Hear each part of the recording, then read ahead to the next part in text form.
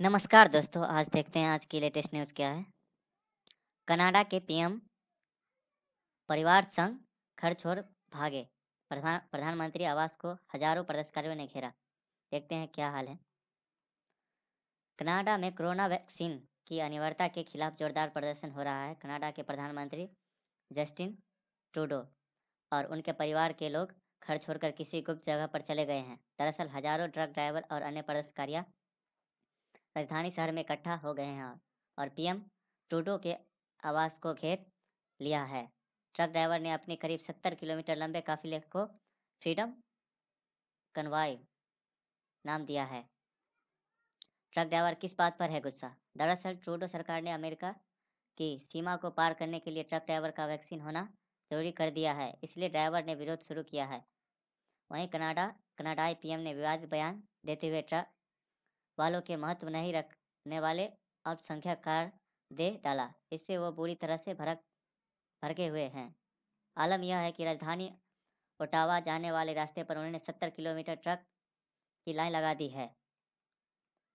Vaccination चीज़ों को नियंत्रित करने का पैंतरा। प्रदर्शनकारियों ने कोविड पाबंदियों की तुलना फांसीवाद से की है। उन्होंने कनाडा के झंडे के साथ नाजी प्रतीक दिखाए। कई प्रदर्शनकारियों ने कनाडा के प्रधानमंत्री ट्रूडो को निशाना बनाते हुए उनके तीखी आलोचना की है।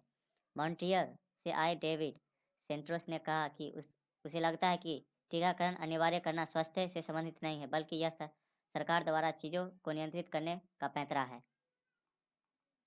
युद्ध स्मारक पर नाचते दिखे प्रदर्शनकारियों ने बच्चे, युवा, महिला, बुजुर्ग और विकलांग भी शामिल है। रिपोर्ट के मुताबिक कुछ लोगों ने आक्रामक और अश्लीलता से भरी बयानबाजी भी की है। ये लोग सीधे तौर पर प्रधानमंत्री को निशाना बना रहे हैं। कुछ प्रदर्शनकारियों को प्रमुख युद्ध स्मारक पर नाचते हुए देखा गया है। कनाडा के टॉप सैन्य जनरल वेन आयरे और रक्षा मंत्री अनीता आनंद ने निंदा की है। करीब 10,000 लोग संसद के पास पहुंचे।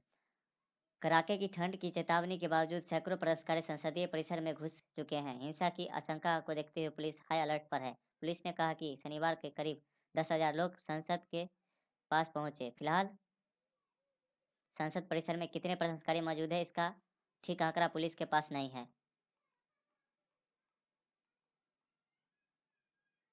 चलिए देखते हैं आज का लेटेस्ट न्यूज़ है क्या है। अफगानिस्तान की हर लड़की और महिला को बुनियादी मानवाधिकार मुहैया कराए तालिबान, यूएन चीफ गुटरेस का कहना है।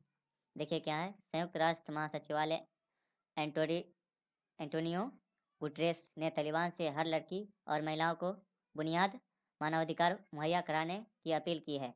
गुटरेस ने कहा, अफगानिस्तान में महिलाओं और लड़कियों को एक बार फिर शिक्षा, रोजगार और समान न्याय के उनके अधिकारों से वंचित किया जा रहा है। वैश्विक समुदाय का हिस्सा बनने के लिए तालिबान को इन मामलों में प्रतिबद्धता दिखानी होगी।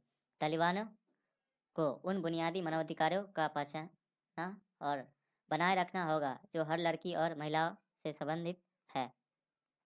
अफगानिस्तान पर तालिबान के शासन को 6 महीने से अधिक हो गए हैं। अंतर्राष्ट्रीय समुदाय के सदस्यों ने अफगानिस्तान में मानवाधिकारों की बिगड़ती स्थिति के बारे में बार बार चिंता जताई है। माना अफगानिस्तान सूखे, महामारी, आर्थिक पतन और वर्षों के संघर्ष के प्रभाव से जूझ रहा है। लगभग 24 मिलियन लोग खाद्य असुरक्षा का सामना कर रहे हैं। संयुक्त राष्ट्र का अनुमान है कि इस साल आधी से ज़्यादा आबादी अकाल का सामना करेगी और 97% आबादी इस साल गरीबी रेखा से नीचे आ सकती है। अफगानिस्तान को जरूरी संसाधन उपलब्ध कराने की अपील। संयुक्त राष्ट्र प्रमुख ने बुधवार को कहा है कि दुनिया अब अफगानिस्तान को समग्र समग्र वैश्विक सुरक्षा के लिए नहीं छोड़ सकती। गुटरेस ने अफगानिस्तान पर संयुक्त राष्ट्र सुरक्षा परिषद में अपनी ब्रीफिंग में कहा था कि वैश्विक समुदाय और इस परिषद की जरूरत है कि वे प्रगति के पहिए पर अपना हाथ रखें, संसाधन उपलब्ध कराएं और अफगानिस्तान में हालात बिगड़ने से रोकें। गुटरेस बोले, आतंकियों समूह के विस्तार को रोकें। कुछ दिनों पहले गुटरेस ने कहा था कि अफगानिस्तान में सभी आतंकवादी समूह के विस्तार को रोका जाना चाहिए। उन्होंने आगाह किया कि अफगानिस्तान की बहुत लंबे समय से आतंकवादी संगठनों के विस्तार के लिए एक अनुकूल स्थान रहा है। अगर अंतर्राष्ट्रीय समुदाय अफगान लोगों की मदद नहीं करता है तो क्षेत्र व दुनिया को इसकी भारी कीमत चुकानी पड़ेगी। चलिए देखते हैं आगे क्या है। सीरिया में अमेरिकी महिला चला रही थी आईएसआईएस की महिला बटालियन, पहुंची एफबीआई की कस्टडी में। देखते हैं।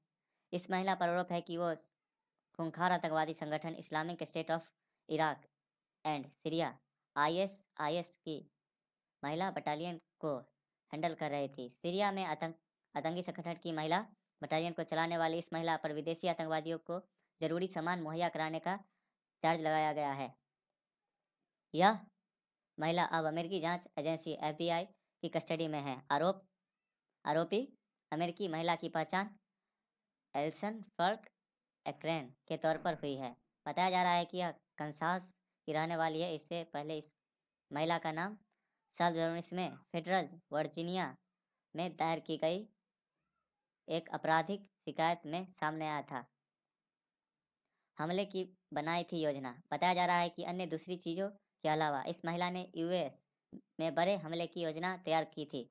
यह महिला ने यूएस के कॉलेज कैंपस और अमेरिकी शॉपिंग मॉल में हमले की योजना बनाई थी। सरकारी बयान में बताया गया है कि 42 साल की लिसन फर्क एक्रेन कम से कम 5 उपनाम का इस्तेमाल करते थे। इस महिला को पहले सीरिया में पकड़ा गया था, लेकिन हाल ही में उसे एफबीआई के हवाले किया गया है। बताया जा रहा है कि वर्जीनिया स्थित जिला अदालत में उसकी सोमवार को पेशी होगी।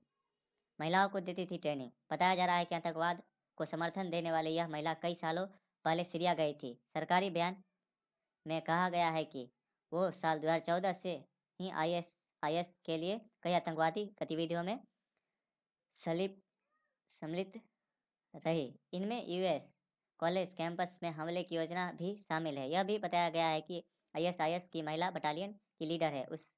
उसने महिला को AK-47 चलाने की ट्रेनिंग दी। इसके अलावा उसके ग्रेनेड हमले और सुसाइड बेल्ट की ट्रेनिंग भी महिलाओं को दी है। AK-47 चलाने और सुसाइड बेल्ट लगाने की देती थी ट्रेनिंग। बताया जा रहा है कि इस महिला की दूसरी महिलाओं यानी आईएसआईएस की लड़ाकू महिलाओं को आत्मरक्षा के गुर भी सिखाए थे। इसके अलावा वो बच्चों को AK-47 चलाने की सुसाइड बेल्ट लगाने की ट्रेनिंग भी दिया करती थी। सरकार की तरफ से कहा गया है कि कम से कम 6 लोगों ने इस महिला की पहचान की, जिसने साल 2014 से लेकर 2017 तक आतंकी गतिविधियों को अंजाम दिया। इन लोगों का कहना है कि यह महिला अमेरिका के शॉपिंग के पार्किंग में विस्फोटकों से भरी गाड़ी कर बड़ा धमाका करना चाहती थी। वो सिर्फ वैसे ही हमलों की अनुमति देती थी जिसमें ज़्यादा से ज़्यादा जान माल का नुकसान हो सके। एबीसी न्यूज़ ने अदालती दस्तावेज के हवाले से बताया है कि महिला साल 2008 में इजिप्ट पहुंची। इसके बाद उसने करीब 3 सालों में कई बार यूएस की यात्रा की, लेकिन साल 2011 के बाद वो कभी नहीं आई। अगर इस महिला पर पहले आरोपों के लिए उसे दोषी पाया जाता है तो उसे 20 साल तक की सजा हो सकती है। चलिए दोस्तों, आगे क्या है। 3 बच्चों पैदा करो और नगद इनाम पाओ। बूढ़ी होती आबादी से डरा चीन, महिलाओं के शरीर पर करना चाहता है कंट्रोल। चीन इस समय जनसंख्या जनसंख्या के संकट से जूझ रहा है। उसकी ज़्यादातर आबादी बूढ़ी हो रही है और इससे बचने के लिए डैगर नई नई नीतियाँ को अपना रहा है। इस क्रम में चीनी ने 3 बच्चे पैदा करने वाले दंपति को प्रोत्साहित करने के लिए कई उपायों की घोषणा की है। द टाइम्स ऑफ इसराइल में एक ब्लॉग पोस्ट में CPFA राजनीतिक और विदेशी मामलों के केंद्र के अध्यक्ष केवियन पोस्ट ने कहा है कि चीन ने प्रोत्साहन के तौर पर बेबी बोन्स, ज़्यादा पेड लीव, टैक्स में कटौती और बच्चे पैदा करने वाली सब्सिडी देने का ऐलान किया है। माँ बाप को प्रलोभन दे रहा चीन अधिकारी। तीसरी बच्चा पैदा करने की प्रलोभन के रूप में माता पिता को लुभाने के लिए संगठनों और अस्थायी प्रशासन पर जोर दे रहे हैं। बीजिंग डाविनोंग टेक्नोलॉजी ग्रुप अपने कर्मचारियों को 90,000 युआन यानी 10 लाख इतना रुपये होता है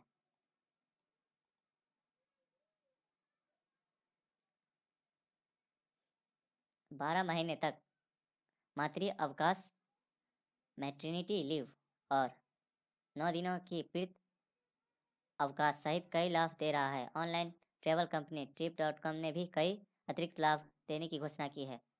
कम्युनिस्ट पार्टी के नेतृत्व वाले चीन पर भारी दबाव। देश में गहराते जनसंख्यािक संकट को दूर करने के सुधारने के लिए कम्युनिस्ट पार्टी ने नेतृत्व वाले चीन पर भारी दबाव के बीच यह कदम उठाया है कि देश में तेजी से बूढ़ी होती जनसंख्या की चुनौती भी है। पाउसट ने कहा कि एक बच्चे की जनसंख्या ने चीनी जनसंख्या को एक अजीब स्थिति में छोड़ दिया है। राष्ट्रीय कार्यबल बहुत कम हो गया है। यह दर में बदलाव लाने के लिए चीनी सरकार के जोरदार प्रयास राष्ट्रपति शी जिनपिंग की देश के लिए 2035 तक चीनी के सकल घरेलू उत्पाद को दोगुना करने की आर्थिक योजना से प्रेरित है। नगद कैश दे रही है चीन प्रांत। नेशनल पीपल्स कांग्रेस ने पिछले साल अगस्त में 3 बच्चों की नीति पेशकश की थी। चीनी जोड़ों को 2 बच्चे पैदा करने की अनुमति देने के बावजूद नीति से संशोधन करने के लिए संशोधित जनसंख्या और परिवार नियोजन कानून पारित किया है। इसके बाद चीनी ने कई स्थानीय प्रांतों ने अपने अधिकारी क्षेत्र के नियमों का आवश्यकता बदलाव के लिए नोंगचोंग जैसे इलाकों के 3 बच्चों वाले जोड़ों को 400 युआन यानी 63 अमेरिकी डॉलर प्रति वर्ग मीटर के लिए आवास सब्सिडी की घोषणा की। इसके बीच उत्तरी प्रांत जीलिन के बच्चे पैदा करने के लिए इच्छा रखने वाले जोड़ों को 2 लाख युआन यानी 31,000 डॉलर का ऋण देने की शुरू कर दिया। लेकिन नीति यह है कि राहत उतनी सकारात्मक नहीं रही। इतनी अधिकारियों को भी इसकी उम्मीद थी कि और जन दर में गिरावट जारी है।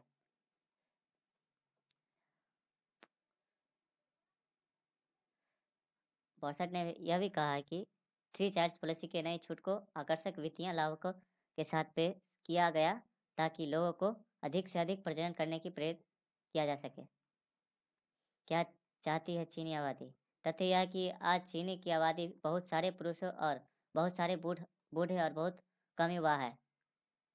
1990 और 1999 के बीच पैदा हुए चीनी शहरी युवा की चीनी के एक बच्चे की नीति और प्रोडक्ट है। इस पीढ़ी की महिला 3 बच्चे तो छोड़ दे, वे एक बच्चा पैदा करने के लिए अनिच्छुक है। कई अन्य देशों की तरह शिक्षित चीनी महिलाएं बच्चे को जन्म को स्थगित कर रही है क्योंकि अपने करियर पर ध्यान केंद्रित कर सकती है। इसके अलावा बच्चों के पालने उच्च लागत चीनी जोड़ों से अधिक बच्चे पैदा करने से रोक रही है। द टाइम्स ऑफ इजराइल की रिपोर्ट के मुताबिक देश में मिलेनियस बढ़ते कर्ज और जबरन खर्चों से उबर चुके हैं। अब प्रजनन के साथ वाले मौद्रिक बोझ से बचने के लिए बच्चे पैदा करने की योजना अनिश्चित काल के लिए बंद कर रहे हैं। चीन में कपल डबल इनकम नो की यानी डिंक लाइफ स्टाइल पर भरोसा करते देश की भीड़ भाड़ वाली संस्कृति में जहां लोग सप्ताह में 6 दिन 12 घंटे काम करते हैं, वे बच्चे पैदा करने की निश्चित रूप से छोड़ चुके हैं। महिलाओं के शरीर पर नियंत्रण करना चाहता है चीन सरकार। सोशल मीडिया पर लोगों ने आवाज उठाई कि बोझिल अर्थव्यवस्था में बच्चों को पालने के लिए तुच्छ वित्तीय प्रोत्साहन की नहीं बल्कि पर्याप्त आर्थिक सहायता की आवश्यकता है। चीनी आबादी को बच्चे पैदा करने के लिए कोई दिलचस्पी इसलिए नहीं है क्योंकि कोई बच्चे पसंद नहीं है, बल्कि इसलिए है कि वे बच्चे पैदा करने की जोखिम नहीं उठा सके थे। कई नागरिक पूछ रहे हैं कि 3 बच्चों की नीति का मतलब अधिक बच्चे कैसे सकता है। जब 2 बच्चे की नीति इसमें सफल नहीं रही तो पोस्ट ने कहा कि इन नियंत्रण नीतियों ने महिलाओं के शरीर पर सरकार ने आक्रमण नियंत्रण और यौन और प्रजनन अधिकारों के सख्त उल्लंघन के खिलाफ आरोप को जीवित किया है। इसके बजाय कि चीनी अधिकारी और क्या कर सकते हैं, उन्हें सब पर लाभ देने की बजाय संपत्ति और वास्तविक चिंताओं पर ध्यान केंद्रित करना होगा। धन्यवाद। आज की खबर